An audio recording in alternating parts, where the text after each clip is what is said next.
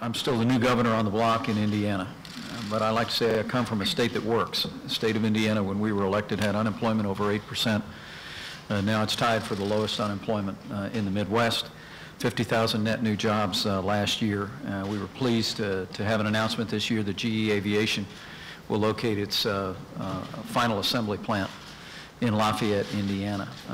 It's an exciting time for the state of Indiana, but as Governor Haley just said, Indiana's not alone.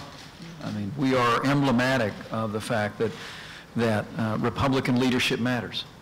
And in 29 Republican-led states around the country, Americans are seeing a real contrast of less taxes, balanced budgets, pro-growth policies, with higher taxes and more government and more regulation emerging out of Democrat-led states. And I think that's the reason why, in addition to the strong and energetic leadership of our chairman, it's the reason why we see the kind of support that's coming around the Republican Governors Association, around Republican governors around the country.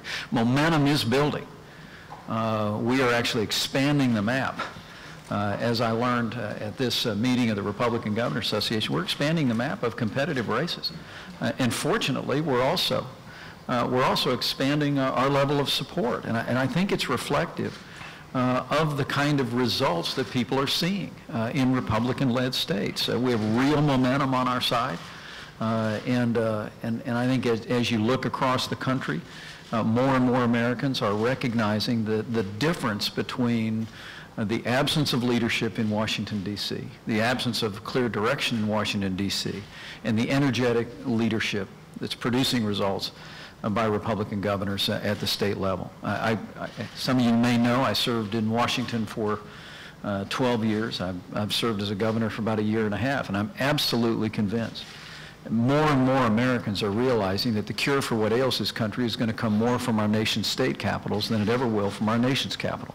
I think that's the reason why people are rallying around Republican governors.